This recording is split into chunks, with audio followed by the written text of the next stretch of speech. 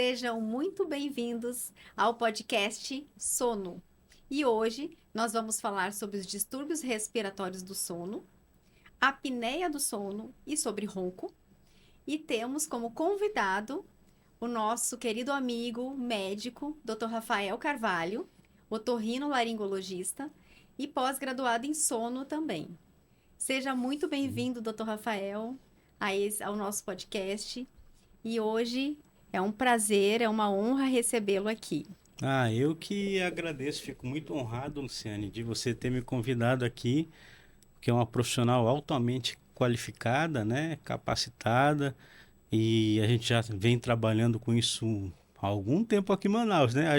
Eu acho que a gente pode até dizer que nós somos pioneiros aqui, né? Verdade. Desde o início, caramba, 2011 por aí, Mais ou menos, a gente já 2012, vem trabalhando 2011. com isso. Então, agradeço pelo reconhecimento, pelo convite de estar aqui e espero levar para vocês aí algum conhecimento que possa contribuir para o paciente, principalmente o paciente, né, que tem algum problema, algum distúrbio ou que se atenta para a saúde de uma forma geral, que ele possa, né, ficar de olho aí se existe algo que ele tem que se preocupar. Exatamente. Realmente nós somos pioneiros nessa área, né? O sono é uma área muito nova, né? E nós já estamos aí nessa caminhada há mais de 10 anos, né? Conduzindo os pacientes, tratando os pacientes que têm apneia e que têm ronco. Então, assim, a gente já tem uma história, né? E tem muita coisa boa e muitos casos positivos para contar, né? E para falar nessa tarde. Então, assim, a gente vai começar falando sobre a apneia do sono, né? A apneia do sono, ela é considerada pelo número, né, pelo quantitativo que ela atinge na população, quase uma doença de saúde pública, né, doutor Rafael? A gente tem uma estatística recente que ela atinge quase 1 bilhão no mundo inteiro. E o Brasil está em terceiro lugar entre os países onde nós temos mais prevalência de distúrbios respiratórios do sono, entre eles a apneia do sono. E no Brasil nós temos aí 33% da população sofrendo com esse distúrbio.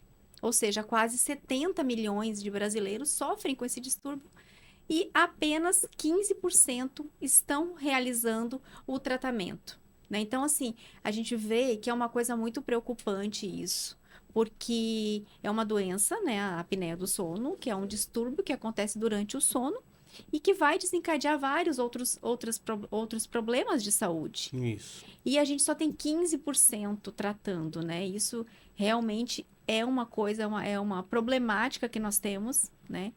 E aí a gente vê, eu gostaria de que o senhor me dissesse, assim, falasse pra gente, qual é a maior dificuldade que você vê, assim, o paciente? É chegar no diagnóstico, é descobrir que o paciente tem apneia do sono, né?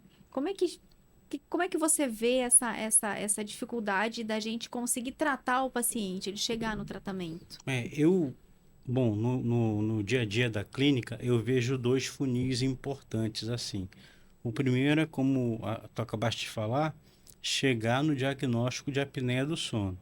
A primeira coisa é entender assim, o que é a apneia do sono, né?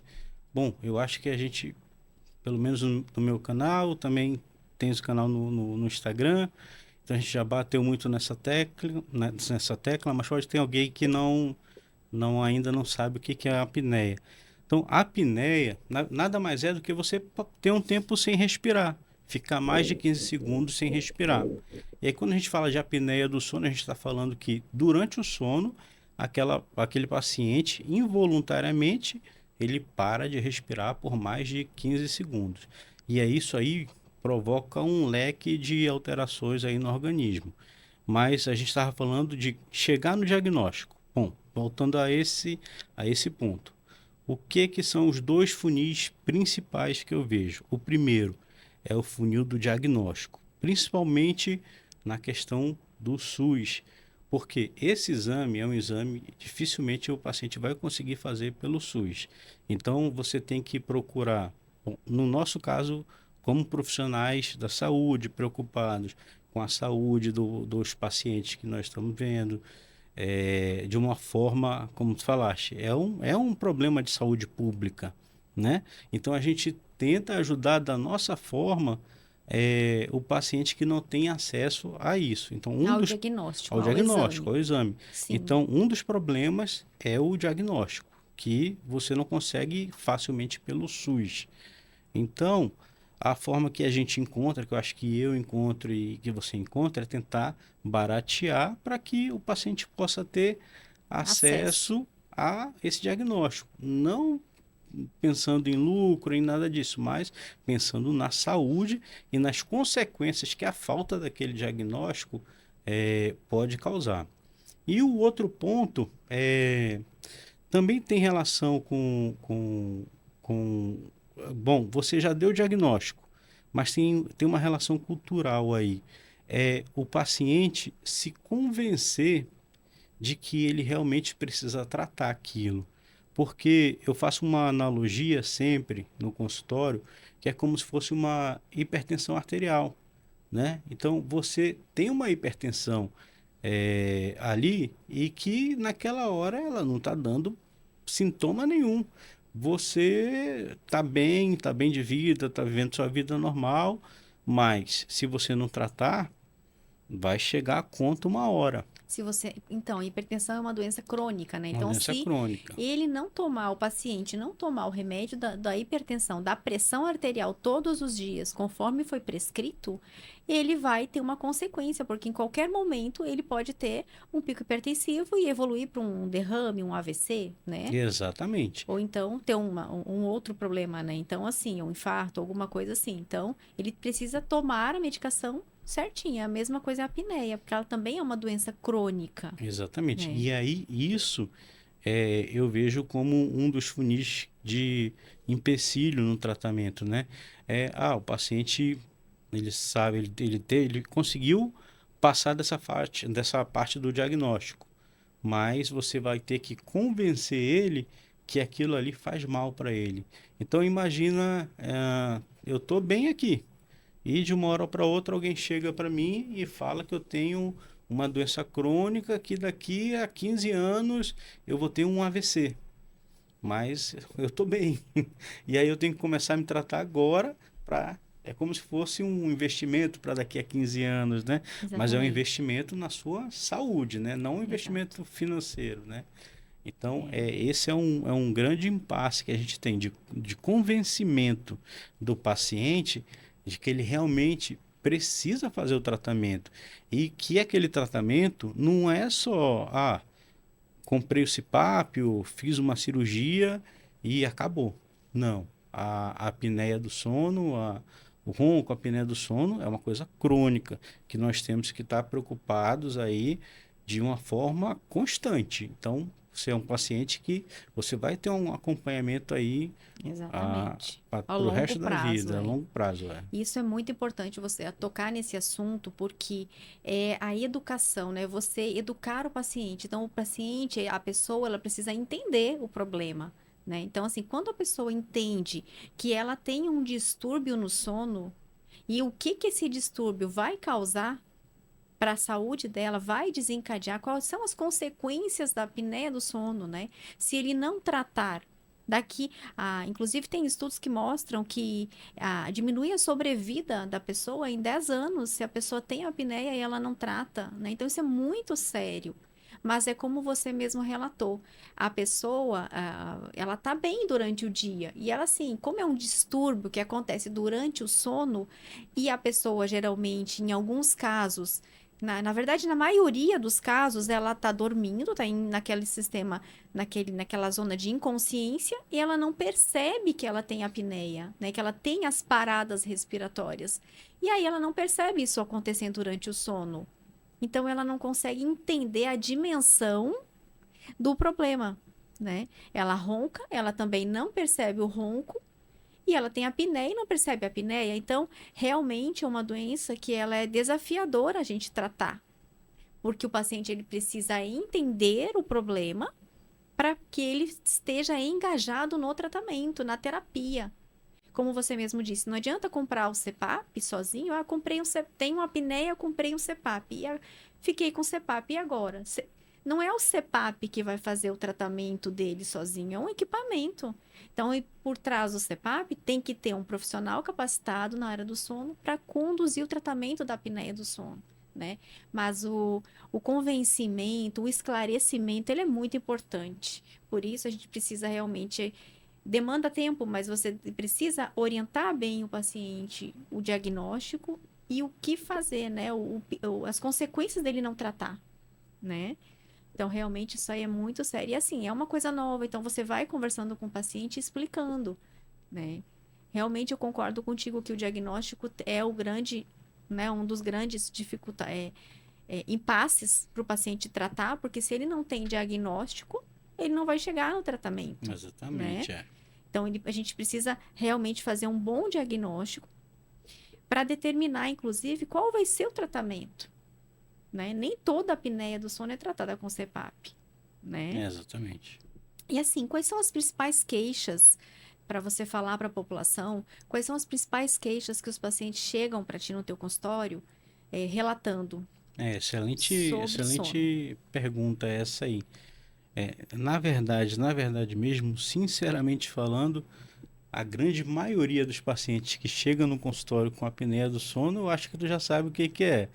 É a mulher reclamando do ronco. É, a esposa, né, que A leva o marido. esposa ou a Ou a namorada namorada. reclamando, poxa, meu marido tá dormindo muito, ele se engasga, tá no meio do sono, sem mais nem menos, ele tá lá e se engasga, eu tenho que sacudir ele para ele acordar e voltar a respirar. Porque no meio do sono, o que parece para eles assim, na verdade, como se fosse um engasgo, né? Ele está se Uhum. engasgando e que ele, na É, verdade, está tentando puxar o ar, mas a via aérea que está fechando e é o que se parece um engasgo, né? Que eles veem como engasgo. Mas a grande maioria dos pacientes vão chegar no consultório, na verdade, trazidos pelo companheiro. Ou, se não for assim, ele vai chegar com a queixa de que minha mulher pediu para eu vir porque eu tô roncando muito, ela não aguenta mais. é, Ou minha mulher começou a dormir na sala.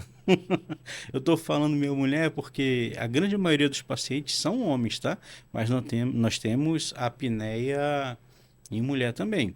Bom, é um estudo que eu recentemente li, ele fez uma meta-análise. O que que é meta-análise? Quando você pega vários estudos, então esse estudo, ele foram quase mil trabalhos diferentes. E o critério era, pelo menos, ter mais do que 20 pacientes, né? uhum, Então, desses 1000 trabalhos quase, então 88% dos pacientes eram homens. Eram homens. Então, é uma prevalência bem maior, né, no público masculino. sim, E a gente tem essa coisa do homem se cuidar. O homem, ele tem culturalmente a questão de ser um provedor da família e deixar a sua saúde para segundo plano. Ele quer que verdade. esteja tudo bem em casa e aí para ele depois ele vai cuidar da saúde dele, dos problemas dele. Isso é uma coisa cultural, não sei se do brasileiro, mundo afora, mas esse estudo, por exemplo, era mundial, né? É uma Sim, meta-análise mundial, então acredito que não seja só aqui no Brasil. Mas a grande maioria é homem, a grande maioria vem com a queixa é, não dele, mas do parceiro, mas existem alguns sinais de alerta que aí você tem que ficar de olho, porque você está com uma sonolência excessiva diurna, por exemplo. Então, tem um sono que a gente chama de sono não reparador. Acordou de manhã, é para estar super revigorado, tá bacana, bem humorado, né, sorrindo para as paredes e ir para o trabalho bem disposto, não tá com sono e tudo mais. Bom, sonolência diurna, falta de concentração, problemas em crianças, a gente já vai para o público infantil, em crianças, falta de concentração na escola, déficit do crescimento, dificuldade de aprendizado, dificuldade de aprendizado também. irritabilidade também, né? Irritabilidade é um dos Altera muito o sintomas, humor também, humor, né? alterações do humor, principalmente. E aí a gente também abriria um leque aqui para falar de outros transtornos que estão associados com distúrbios do sono, como o TEA e o TDAH, né? Mas isso aí já é assunto Outra. para um próximo Podcast. podcast. Mas assim, em geral, os sintomas principais são esses. A grande maioria vem com a queixa do parceiro que está dormindo com ele, né? Sim, E quando não, é o excesso de sonolência e muito preocupante a questão de acidente de trabalho. Então, motorista de ônibus, de piloto de avião, acidente de operadores trânsito. de máquinas que exigem maior concentração. Então, tanto é que hoje em dia, quando você vai renovar uma carteira nível D, não sei se posso, acho que nível D é de caminhão, nível D, eu acho. Bom, você vai renovar uma carteira, se você tiver distúrbio do sono, Não consegue renovar. o médico do tráfego, porque hoje existe uma especialidade de medicina do tráfego, né? Então, ele não renova enquanto você não fizer uma polissonografia e for E se estiver liberado. tratando, se tiver com apneia do sono. Exatamente, se tiver. É. Então, é até uma questão profissional. E existem casos famosos aí. Então, algumas pessoas atribuem, por exemplo, o desastre de Chernobyl a um operador ali que tinha distúrbio do sono. E que naquele dia que ele foi trabalhar, ele estava sonolento, não se atentou à forma de operação da Sim, usina. E algumas olha como é. pessoas. Então, para ver a importância disso, né? Exatamente, a importância de É, você ter um sono reparador, é, né? Então a gente vê a sonolência, ela é clássica, né? é, Sonolência é clássica. E também tem um estudo sobre trânsito, acidentes de trânsito, que exatamente. 40% dos acidentes de trânsito são causados por sonolência no volante. Exatamente. Então, olha, quase 50% dos acidentes. Então, realmente é sério. E a gente também tem na prática clínica, a gente vê isso, né? Os pacientes chegam e falam assim, eu já abati o carro. Eu já no sinal, dormi no sinal. É muito comum, né? O paciente está lá dirigindo e parou no sinal, dá vem aquela sonolência, ele fecha o olho, ele já. Ou ele acorda com a buzina do carro de trás, ou ele acorda batendo no carro da frente, né? Então, isso é muito comum, a gente vê isso na prática, né? É Na por isso que prática hoje clínica. os médicos de trânsito estão bem exigentes com relação a isso. Mas é mais ou menos como aconteceu com a especialidade de sono, né? Antigamente a gente não tinha uma especialidade específica do sono. Quando eu comecei, só existia a pós-graduação em sono, né? Exato. E aí depois foi se criando a especialização em medicina do sono, a mesma coisa medicina do tráfego. Então, cada vez mais eles estão se atentando a esses detalhes, né? E aí essa falta de atenção em operação, principalmente que é a carteira nível D e a questão de operação de máquinas, né? Então Sim. imagina alguém operando uma retroescavadeira ou uma máquina pesada ou um guindaste e o rapaz sofre de privação do sono por apneia.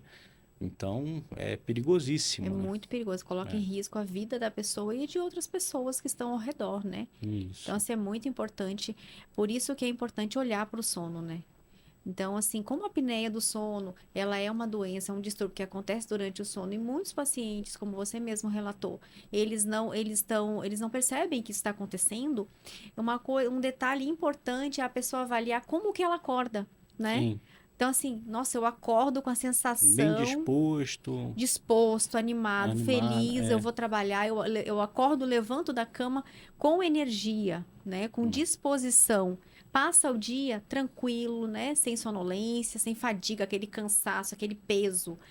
Então você tá bem, seu sono, a gente percebe que a pessoa, né, ela consegue atingir o sono Isso. reparador, que é o sono REM. Mas se a pessoa acorda, né, como você mesmo falou, com esse sintoma de cansaço, Olha, eu vou te né? falar assim, literalmente o que eles falam. Eles falam, doutor, parece que eu corri uma maratona durante a noite. É, É essa a sensação de cansaço que eles reportam quando tem uma apneia do sono grave. Ou, doutor, parece que eu peguei uma surra durante a noite. Eu acho que minha mulher me bateu. Então, é assim, é desse nível, né? é, É quando você tem uma apneia. E aí lembrar que a apneia ela é classificada em graus, né? Tem desde a apneia, exatamente. aliás, a gente vai falar desde só o ronco. Isso, Aí tem a apneia grau leve, a apneia moderada e a apneia severa. Então, cada exatamente. uma tem sua particularidade. né? E além disso, bom, existem, só para a gente não ficar aqui só na apneia, só lembrar que paciente que tem só o ronco primário, e por isso a importância do tratamento, às vezes até com CPAP, ou dependendo do caso, existem algumas outras modalidades, como aparelho intraoral ou cirurgias ortognáticas, mas o paciente que só tem ronco, ele já tem um risco aumentado aí para algum evento cardiovascular de mais de 30% do que uma pessoa normal. Olha aí. Então, Então, veja. imagina. E uma coisa importante, as pessoas pensam que roncar é normal, E né? A não é normal. grande maioria da população imagina que dormiu tão bem que Que roncou. ronco. Esse ditado é antigo, Dormiu né? tão bem que Dormiu roncou. tão bem que roncou. Gente, se roncou, se tem ronco, significa que o ar não está passando corretamente na sua via aérea, ou seja, você não está respirando corretamente. E quando a gente não respira, tem dificuldade da entrada do ar, que é o que acontece durante o ronco e durante o sono, diminui a oxigenação, né? E aí vem as consequências disso.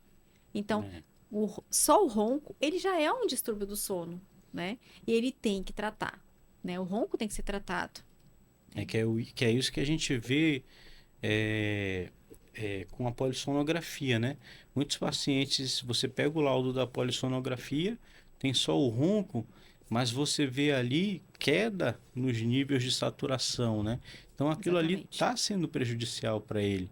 Mesmo que não tenha apneia, que é aquela parada de respirar, ele está diminuindo a saturação, só que o cérebro dele ainda está numa fase que consegue perceber rápido a queda da saturação no sangue e aí ele volta normalmente a abrir a garganta aqui, que é tudo musculatura, então a gente não tem osso nessa parte da garganta, por isso que a gente considera hoje mais um problema neurológico do que obstrutivo, né? Agora, é lógico, muitas coisas que a gente vai ver na apneia do sono tem relação com a obstrução de toda essa via aérea. Então, Exatamente. o que eu gostaria de frisar aqui o diagnóstico da apneia do sono, ele não é para ficar, é, ele não é para ficar detido só a polissonografia. Você precisa ter um diagnóstico de como está a sua via aérea. Então, é necessário fazer uma avaliação da via aérea desse paciente para ver aonde que está sendo a obstrução. Ah, realmente é só uma coisa neurológica, que é só o CPAP que vai resolver? Ou eu tenho alguma outra obstrução na via aérea? Então a gente vai ter bora começar do nariz. Então vamos falar do nariz. Desde desvio de septo nasal, que é esse ossinho aqui que nós Uhum. temos na parte do meio do nariz, que divide as narinas. Bom, desde desvio do septo nasal, hipertrofias de corneto, pólipo nasal, várias doenças que podem provocar obstrução nasal. A gente vai passar pela hipofaringe. Aí, quando a gente está falando na hipofaringe, mais em criança, hipertrofia de adenoides, ou algum aumento do palato, ou algum aumento da úvula. E aí vamos para depois disso. Isso eu tô te descrevendo um exame de. Anatomicamente. Eu tô como se te descrevendo como se fosse o que eu vejo na endoscopia, na videolaringoscopia. Bom, que é um exame que a gente olha com a câmera por dentro da via aérea. Passei ali pelo palato, passei pela úvula, vou ver o posicionamento da língua. Muitas vezes esse paciente tem uma língua retroposicionada, ou seja, ela está jogada para trás. Sim, Isso fecha a a via via aérea. aérea. Bom, quando a língua fecha a via aérea, imagina, você já tem uma língua que está jogada para trás. Quando você deita de barriga para cima, aquela língua vai cair mais ainda para trás e vai fechar mais ainda a sua via aérea, piorando a Piorando questão o do grau de ronco. apneia, né? E vamos acabar aí com a epiglote. Então, muitos pacientes. Outro dia eu postei no meu Instagram um paciente que veio com a queixa de ronco, que na verdade o problema todinho era uma má formação na epiglote do paciente. Sim. Então, a epiglote do paciente, que é para ser jogada para frente, ela estava jogada para trás, tapando a via aérea. Então, quando aquele paciente dormia, que relaxava, a epiglote caía mais ainda. E quanto mais ele puxava, mais ela ia para trás. E com isso, Nossa. provocava, Os né, eventos de os eventos apneia. de apneia. Exatamente. Então, é importante você ter uma noção, não só com a polissonografia, mas uma noção anatômica do que está acontecendo. E aí, isso aí, puxando um pouquinho a sardinha para o meu lado É. agora, Luciane. Isso Sim, aí, quem vai dar o diagnóstico e quem vai resolver, quem vai operar, vai ser o otorrino, né? sim. Então, o otorrino que vai resolver essas queixas obstrutivas.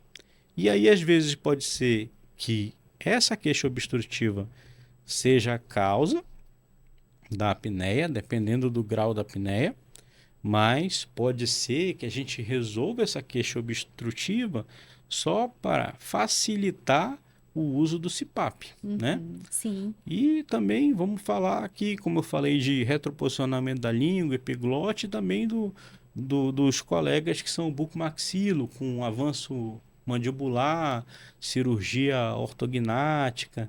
Então, isso também às vezes pode auxiliar.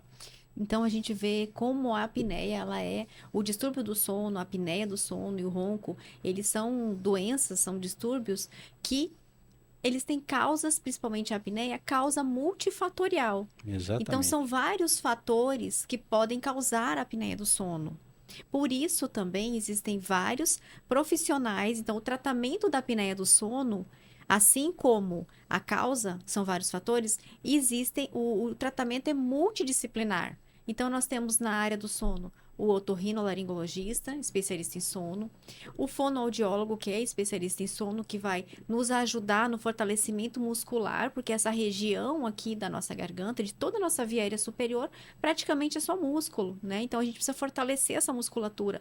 Então, quem trabalha essa parte do fortalecimento é o fonoaudiólogo, a parte da cirurgia ortognática, né? Então a gente É tem o bucomaxilo. bucomaxilo, né? Então, assim, por isso é muito importante, eu sempre friso isso, é muito importante fazer um diagnóstico correto, né? Avaliar o paciente, não olhar só para a polissonografia, né? A gente precisa avaliar o paciente, ver a clínica do paciente e avaliar o paciente como um todo. Então, a via aérea é por onde o ar vai passar.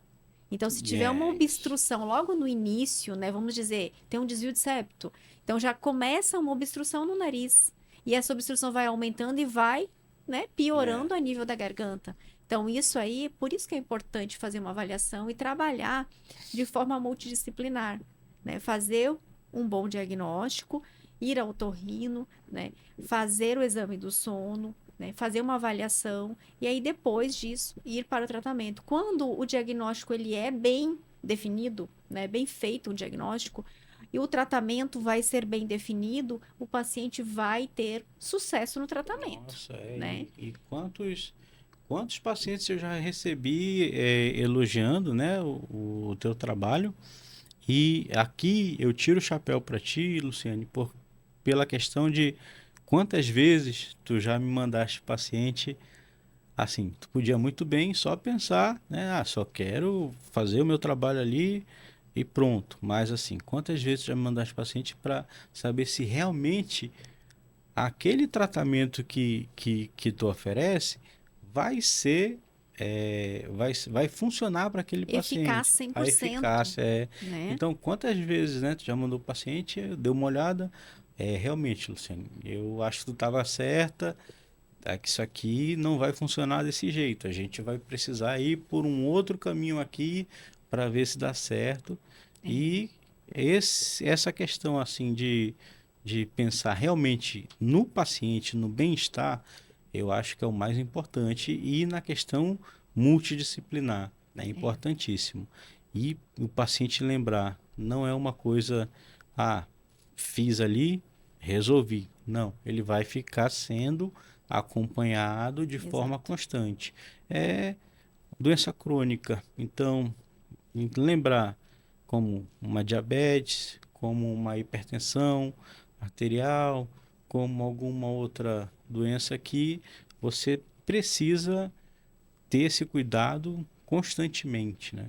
O paciente precisa se reavaliar, né, periodicamente. Isso. Então, assim, a apneia do sono, como a gente já falou, são paradas respiratórias, né? A via aérea do paciente fecha durante o sono e ele para de respirar.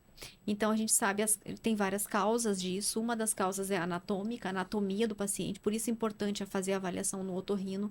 Outra causa muito frequente é o ganho de peso. Né? A gente sabe, né, que o paciente, às vezes, a pessoa já tem uma via aérea mais fechada, né? E Uhum. daí ela começa a ganhar peso. E esse ganho de peso, né, ele é o principal fator de risco para a apneia do sono, né? Então, por isso que às vezes a gente fala, conversa muito com o paciente, olha, controle o peso, não aumente o peso, porque senão, com certeza, a gente vai ter que mexer aqui, a gente vai precisar aumentar a pressão, né? Ou a gente vai ter que entrar com outra intervenção, né? Então, para conseguir o tratamento eficaz, né? E aí, a gente vem para os tratamentos da apneia do sono, né? Também existem vários tratamentos, como também você já falou, né? E aí, assim, muitos pacientes, o paciente é uma pergunta clássica que eles sempre me fazem quando eles chegam para tratar a apneia do sono. Doutora, tem cura? A apneia tem cura? Então, lhe faço essa pergunta: tem cura a apneia do sono? Sendo uma doença crônica, mas tem como curar? Olha, vamos pular a parte do ganho de peso. Certo? Não, tô brincando. É, bom, eu, se tem cura à apneia, existem tratamentos que melhoram com certeza a apneia. Então, a gente falou aqui de um trabalho que eu li recentemente que puxou 1.000 trabalhos no mundo todo para ver se cirurgicamente eles iam conseguir resolver a apneia. Então, eles pegaram pacientes no trabalho, pacientes com apneia grave, Uhum, fizeram a cirurgia e depois refizeram a polissonografia. sim. Então, a apneia grave a gente está falando de índice maior que 30 30 por hora. paradas por hora. Isso. E aí, nesse trabalho, com mais 1.000, eu não estou falando de 1.000 pacientes, 1000 eu estou falando de 1.000 trabalhos que foram trabalhos que foram revisados. revisados, que eles tinham que ter no mínimo 20 pacientes cada um. Então, é muito É. paciente, né? Então, desse trabalho, que foi uma revisão de literatura, o índice, ele conseguiu cair de uma apneia severa para uma apneia moderada, com cirurgias até algumas agressivas, né? Bem traumáticas, bem Bem invasivas. traumáticas, bem invasivas. Sim. Então, assim, a gente vai pensar que em cura para isso? Não, né? Se uma apneia moderada, se chegar no teu consultório, tu vai considerar curada? Não, Não. ele tem que ser tratado É, urgente, porque e a gente isso sabe o risco, né? É, Das e isso, a consequências. maioria dos trabalhos fez um acompanhamento aí de 7 meses nesse estudo, né? 7 meses, né? Então, assim, imagina depois, ao longo de anos, Sim. o quanto que essa apneia não voltou, porque a gente sabe que a apneia, de forma geral, é algum distúrbio neurológico nos sensores aqui da garganta. Mesmo que você resolva, você vai estar melhorando bem, né, a qualidade de vida não, aliás, resolva não. Mesmo que você opere, você Sim. vai melhorar muito a qualidade de vida desse paciente, eu não tenho dúvida, né? Sim. Dependendo do grau da apneia, aqui a gente pegou pacientes com apneia de grau severo, mas vamos supor que esse paciente tivesse uma apneia de grau leve, seria inversamente proporcional, né? Essa é a Uhum. questão. Então, é uma apneia de grau leve. Operei, e aí de 10 caiu para 1, aí eu tô, né, aparentemente tratado. Mas não é garantia de que no futuro você não vai precisar novamente de uma De, terapia. de repente, iniciar o CPAP, né? Começar a Exatamente. terapia com É, CPAP. é. Né? E aí, Então, a cirurgia teria, sim, a te- cirurgia teria, por mais, né, a cirurgia que a gente sabe que é a cirurgia para a apneia do sono, ela teria o quê? Um resultado em torno de 50%, pois é, nesse dependendo trabalho, do grau de apneia, nesse né? trabalho, ele considerou sucesso a diminuição, né?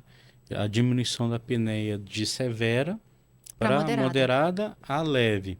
E aí teve um grau de sucesso que ele considerou, mas em 7 meses, de 70%. Só que, como eu estou te falando, no consultório, a gente vê que ao longo do tempo, tem uma hora que esse paciente volta. Sim, Tem uma hora que esse paciente volta. E exatamente. eu não estou aqui contraindicando o procedimento cirúrgico. Pelo contrário, eu acho que ele deve fazer parte do portfólio do tratamento da apneia do sono, mas também como algo coadjuvante. Eu Sim, não, assim, eu fiz aqui, tirei aquele desvio de septo, tirei a amígdala, fiz uma faringoplastia lateral, o paciente ficou bem, mas ainda está com uma apneia de 10 por hora. Eu não vou deixar aquele paciente com uma apneia de 10 por hora sem nenhum tratamento. exatamente. Ele está parando de respirar 10 dez vezes por vezes hora. por hora. E o nível de oxigênio que esse É, paciente está tendo durante o sono, né? As então, quedas de saturação, né? Então, assim, exatamente. então acaba que a cirurgia, ela se torna o coadjuvante, ela nos auxilia no tratamento da Da apneia, apneia, na maioria mas das vezes. ela não é curativa. Então, isso que é importante deixar frisado. É, Porque, e não é cada caso não garantia, é né? garantia de cura. É, E cada caso é um caso, é. né? Agora tem paciente, vamos supor, tem um paciente com um desvio absurdo, com uma amígdala absurda, que eu vou operar ele e aí eu faço uma polissonografia e zerar as apneias naquele caso. Aí sim, aí eu vou observar e pode ser que ele venha a ter no futuro novamente, mas naquele momento ele ficou curado, né? Vamos dizer assim, Certo. né? Eu Uhum, não sei se a gente pode chamar de cura, mas naquele momento ele não vai precisar de um outro tratamento. Ele resolveu o problema dele, uhum. né? E aí tem que ficar sendo acompanhado até que se por acaso vier a piorar de novo, aí a gente vai ter que intervir novamente. Eu tenho alguns pacientes que já operaram, não fizeram cirurgia em Manaus, fizeram fora, mas assim, depois de 2 anos, mais ou menos na faixa de 2 a 3 anos, esses pacientes começaram a roncar novamente, começaram a ter os sintomas novamente, sonolência, acordar muito cansado. Então, assim, o sintoma voltou, o ronco voltou. E aí eles vieram para tratamento com. Aí repetiram a polissonografia, a apneia do sono realmente tinha aumentado novamente.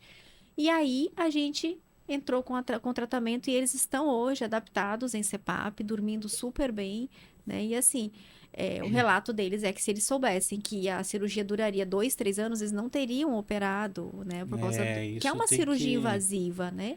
isso tem que ficar bem claro para o paciente, porque na hora que você vai propor a cirurgia para ele, que pode ser que volte. Isso aí É. tem que ficar bem claro. Quando surgiu, a gente vai parecer velho aqui, viu? Mas quando eu vi o Não tão surgimento, velhos. não, não, não. Nós somos maduros. Eu estou com 28 agora. Não sei quantos anos você está, deve estar com 25, eu acho, não sei. Quase. Quase, né? Mas quando surgiu a faringoplastia lateral, que foi até um brasileiro que modificou a técnica e começou a lançar, a gente achou que era o fim das terapias. Aquilo Sim. ali era a resolução de tudo, né? E aí, como esse trabalho acompanhou 7 meses. Poxa, acompanhou 7 meses, não voltou a apneia. Aí, depois de um tempo, aí começaram a aparecer os estudos de 5 anos. E aí você via que aquela sintomatologia, tudo aquilo Voltou. Voltaram. regredia, né? E aí foi quando você diminuiu a indicação. Mas é lógico que vai ter a sua indicação. E com relação à obesidade que tu falou, eu não queria deixar em branco, mas Isso é muito eu importante. cheguei a trabalhar junto com um cirurgião bariátrico aqui em Manaus, e no pré-operatório dele, ele pedia de rotina a polissonografia. Sim. E eu fiz um estudo comparando, né, o paciente os pacientes bariátricos, que é pré-operatório de bariátrico, Pré-operatórios. com os pacientes da clínica que eu trabalhava, que tinha o paciente em geral. E chegava lá com queixa de ronco, apneia, eu solicitava polissono. E realmente, aquele paciente bariátrico, sem queixa nenhuma, né? Ele fazia só Porque porque era um era protocolo do protocolo, sem pré-operatório. queixa. Sim.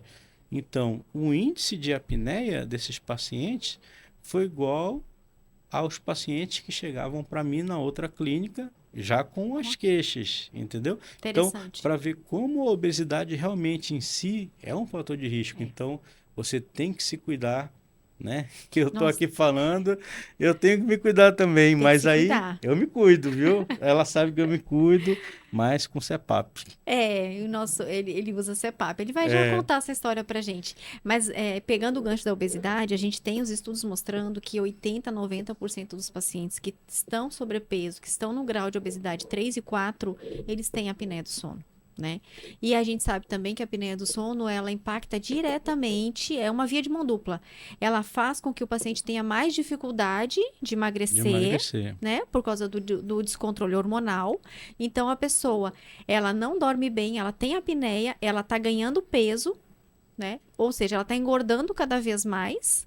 E o que que acontece? E aí ela vai tendo mais eventos de apneia. Então, a apneia, a gente só não sabe quem tá vindo primeiro aí nesse caso, né, dos obesos, mas a gente sabe que a apneia, ela vai levar à obesidade, ela, né, ela vai contribuir com a obesidade, e a obesidade vai fazer com que a apneia aumente, né? O grau de apneia, o paciente tem um grau de apneia moderada e de repente já está num grau de apneia severo, ou seja, ele para de respirar mais de 30 vezes por hora. Então, é uma via de mão dupla. Por isso que a gente bate muito e fala muito sobre isso, que a obesidade é um fator de risco para a apneia do sono, né? E você falando do protocolo, a gente sabe também que o quanto é importante fazer o diagnóstico quando o paciente ter esse exame no protocolo de pré-operatório da Ah, cirurgia claro. bariátrica, né? Então isso é muito importante.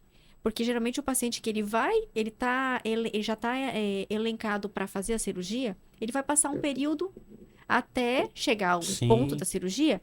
E esse, geralmente, 2, 3 meses, E o pós-operatório na UTI sem o CPAP é muito pior. é E aí muito você pior. já sabe que aquele paciente tem apneia e já Já tem que entrar, solicita. exatamente. Então, ele faz o diagnóstico ali no pré-operatório, descobriu que tem apneia, né? E aí ele tem que entrar com o CPAP. E o CPAP vai ajudar ele, nesse período pré-cirurgia, a perder peso. E muitos pacientes que vão fazer a bariátrica, eles ainda precisam perder um percentual de peso para conseguir operar. E aí o CPAP vai ajudar. Por quê? Porque ele vai dormir corretamente, ele vai conseguir ter as fases do sono. Ele dormindo com o CPAP, ele não vai mais ter apneia, o CPAP vai conseguir controlar, mantendo a via aérea dele aberta, controlando, e ele não vai mais ter as paradas respiratórias, né? E aí isso vai fazer com que ele consiga ter as fases do sono corretas. Hum, E os hormônios também conseguem, né, entrar é, num equilíbrio e isso ajuda ele a perder peso. Então, a gente vê algumas equipes de cirurgia bariátrica têm esse protocolo e é super é muito importante importante, é. fazer o diagnóstico da apneia do sono no pré-operatório. Pedir a Exatamente. polissonografia no pré-operatório e iniciar o uso do CPAP no pré. E aí, depois cirurgia, usar pelo menos 3 meses. Né? Então, tem alguns trabalhos que mostram o paciente usando o obeso. Ele vai fazer a cirurgia, então ele usa 3 meses antes e 3 meses depois. Então, ajuda ele também no pós-operatório a ele conseguir perder peso, né? Melhora a imunidade dele, porque a gente sabe que uma cirurgia bariátrica, né? Baixa bastante, reduz bastante Sim. a imunidade, e aí você não tendo sono reparador, a sua imunidade vai diminuir mais ainda. Então, ajuda o tratamento da apneia com o CPAP, no paciente obeso, ela vai auxiliar no pré e no pós. Porque a apneia é bom, você geralmente não consegue fazer as fases corretas do sono REM, né? Então, vamos falar aí de cinco sono REMs, 5 ciclos de sono REM na noite, aproximadamente. E aí, quando você tem apneia, você não consegue aprofundar Exato. até ter esse sono REM. E aí, no sono REM, você produz alguns hormônios, como tu estava falando. E aí, quando a gente está falando de emagrecimento, eu acredito que o principal seja a leptina. A leptina é um hormônio que ela vai diminuir a fome, né? Então ela Exato. vai te dar uma sensação de saciedade e aí o GH também ele vai ser importante na questão da regeneração celular, no pré e durante a cirurgia e no pós-operatório, né? Então é importantíssimo isso aí. E existe também não só na bariátrica, mas, por exemplo, crianças que vão operar adenoamidalectomia, o fator de risco. Existem trabalhos que mostram que o principal fator de risco para um desfecho desfavorável da cirurgia é quando aquela criança sofre de apneia do sono. Então, assim, não só paciente bariátrico, mas crianças que vão fazer adenoamidalectomia, existem alguns trabalhos mostrando aí que o principal fator de risco seria a apneia do sono. Olha que interessante. É, E uma coisa, falando de crianças, que é importante a gente citar isso em relação ao diagnóstico, que hoje nós temos o diagnóstico da apneia do sono, que é feita no laboratório do sono, onde o paciente passa uma noite no laboratório, que é o tipo 1. Nós temos os tipo 2, 3 e 4, que são portáteis, né? E a gente tem uma demanda muito grande de pacientes que precisam ser diagnosticados, então os exames portáteis, eles têm realmente têm crescido muito, né? Isso mundialmente, né? Então hoje a gente vê muito mais exames, né, portáteis do que onde que o paciente pega o equipamento, leva o equipamento para casa, dorme uma noite, depois ele devolve o aparelho. E do que tipo 1, que é feito no laboratório, que passa um técnico monitorando a pessoa lá a noite inteira. Mas na criança é importante falar que o exame para a criança indicado mesmo para fazer o diagnóstico de apneia do sono é o tipo 1, né? Porque é um exame completo. A criança vai ficar ali sendo monitorada a noite inteira. Então, se algum eletrodo, né, cai no momento, o técnico entra, recoloca o eletrodo. Então, assim, o diagnóstico da criança é um diagnóstico que ele é mais, ele tem que ser muito bem indicado, né? E para o tipo 1, que seja feito com o tipo 1, é. né? A gente tem um problema aqui de laboratório de sono que aceite criança, né? É difícil. Em Manaus, Em né? Manaus, Os é. pacientes que eu recebo, eles vêm diagnosticados de São Paulo, É, de São exatamente. Paulo. E aí, às vezes, a gente tenta fazer a tipo 3 em criança, mas tem muito erro, ter que repetir e tudo mais. Mas é isso. Aqui em Manaus é aquela questão que a gente estava falando, de tentar fazer com que seja uma coisa mais acessível, né? E Sim, realmente é um movimento mundial, né? Essa questão do o que tu falaste, tentar fazer mais a domiciliar do que a tipo 1 que o paciente fica na clínica, porque sai bem mais caro, é bem sim. mais incômodo para o paciente, ele vai dormir fora do seu quarto, fora da sua cama, cheio de eletrodo, com alguém ali do lado, então às vezes o técnico entra no quarto para ajustar um eletrodo ou outro, então cada vez mais a gente está optando realmente pela polissonografia domiciliar. Domiciliar, né? E, doutor Rafael, conta pra gente, então, assim, vamos falar um pouquinho do tratamento com o CPAP agora, né? A terapia da apneia do sono com CPAP. A gente tem isso muito bem documentado nos estudos, que o tratamento da apneia do sono moderada e severa e grave, ela é feita com terapia de pressão positiva. O que que é isso? O uso de um equipamento chamado CPAP, né? Que é um equipamento que vai gerar um fluxo de ar contínuo e vai passar esse fluxo de ar para a via aérea e a pessoa vai dormir com aquele aparelhinho ali a noite inteira. E esse aparelho não vai mais permitir que, porque ele está enviando um fluxo contínuo, não vai mais permitir que a via aérea feche, né? Então a gente tem isso muito bem documentado na literatura, que o CPAP é o tratamento ouro para a apneia do sono, né? Então, assim, é, você como paciente de apneia, né? Você é um paciente que tem apneia, você é uma pessoa que tem apneia do sono e trata a apneia com CPAP. O que que você sente, assim, qual é o teu retorno, qual é o teu resultado dormindo com CPAP, né? Tratando a tua apneia. Como é que você se sente? Se sente bem no outro dia? O teu sono é um sono de melhor qualidade? Conta, assim, a tua experiência como paciente de apneia.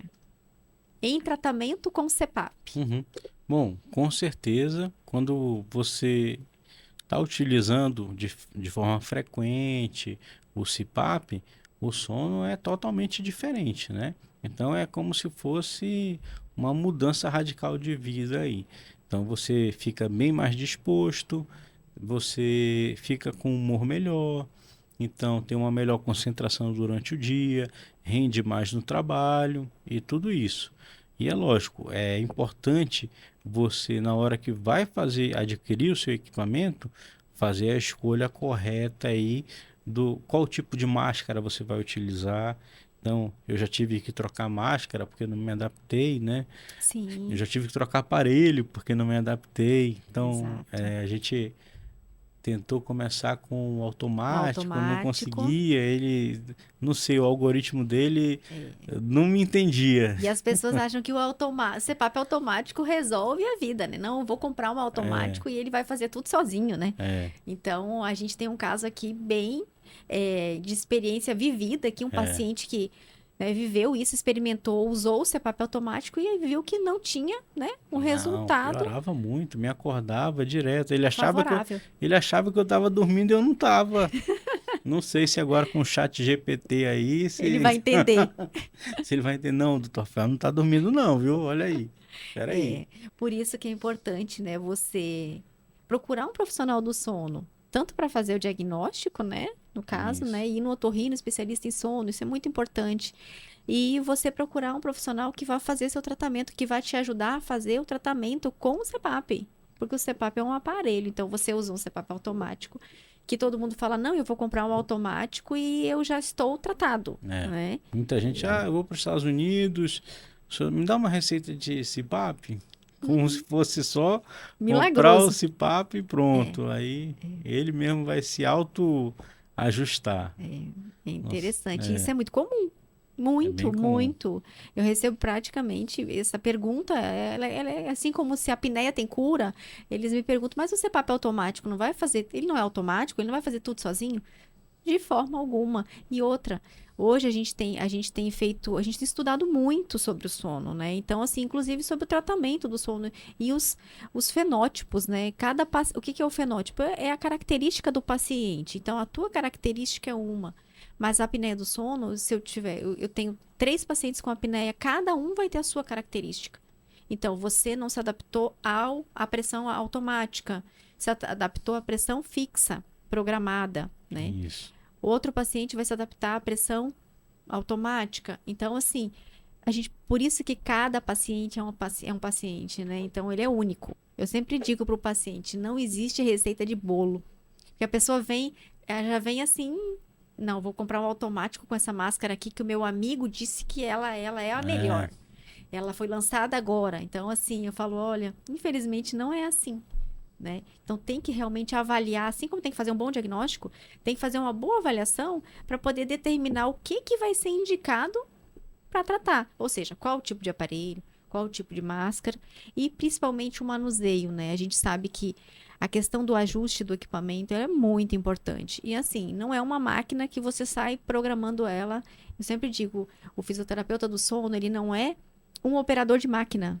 Muito pelo contrário, né? Ele precisa conhecer de fisiologia respiratória, fisiologia do sono, a anatomia, para entender, né, como ele vai programar aquele equipamento para aquele paciente, para conseguir aderir ao paciente, ao tratamento. Porque senão pode acontecer às vezes a gente vê isso, né? O paciente compra um aparelho, ele compra uma máscara, faz um investimento, compra assim o que tem de melhor, ele não e adaptou, para de usar. né? O teu caso, tu usou primeiro uma máscara, depois começou a usar outra, né? Conta Isso. pra gente aí. E Não, você acorda bem? Você dorme? Você se adaptou bem ao CPAP fixo, com a pressão eu programada? durmo que é uma beleza agora. Me adaptei super bem. Eu durmo muito bem, graças a Deus. E tenho aquele horário certinho, né? A questão da higiene do sono, né, é super importante, Muito né? importante Você falar. não é só usar o aparelho, mas tem que cumprir aquele horário. Então tem um horário certinho que eu durmo ali e tô super bem, me dando muito bem com com a máscara super confortável que me permite dormir de qualquer jeito, de um lado para o outro e tudo mais. Tá bom? Legal. Então, Então, concluindo aqui a nossa tarde de conversa sobre a apneia e sobre o ronco, e a gente falando sobre, fazendo um resumo aqui, como é importante a gente ter o conhecimento, né, que roncar não é normal e que o ronco, ele é um distúrbio do sono, assim como a apneia do sono. E outra coisa que eu ia até te perguntar, geralmente o paciente fala assim, mas todo mundo que ronca tem apneia? não. Tem paciente que ronca e não tem apneia. É. Ele É só tem o isso. ronco, que a Só gente tem o chama de ronco. roncopatia. Mas, como eu falei, só a questão de só ter o ronco já Já. aumenta em 30% o risco de problemas cardiovasculares. A gente não conseguiu chegar lá, mas a apneia do sono, ela leva a problemas cardiovasculares. Ela afeta diretamente o coração, né? Infarto do miocárdio, AVC, arritmias, diversos problemas neurológicos, Hipertensão, hipertensão, diabetes. diabetes. E aí, para homem, hipotensão. Então, por isso que eu comecei a usar CPAP logo, para não correr esse risco. A apneia leva, né? Tem vários É, estudos mostrando que leva à impotência sexual, né? Então, assim, exatamente. e realmente a gente vê isso na prática clínica. O paciente já chega com essa queixa também, né? Então, vejam que o tratamento da apneia do sono e do ronco, como é importante.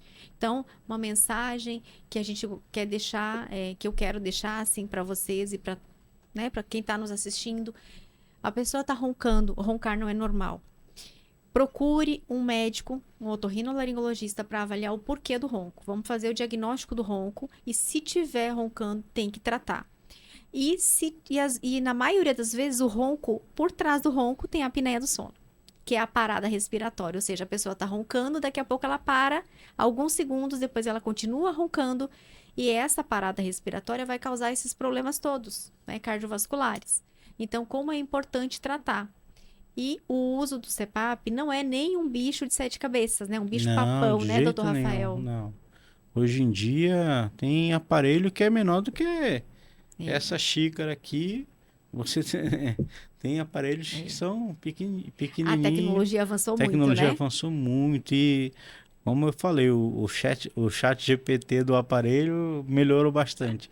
Não me É, faz mais acordar à noite. não. A Não, tecnologia avançou muito. A gente tem CPAP que cabe na palma da mão hoje, né? Máscaras bem minimalistas.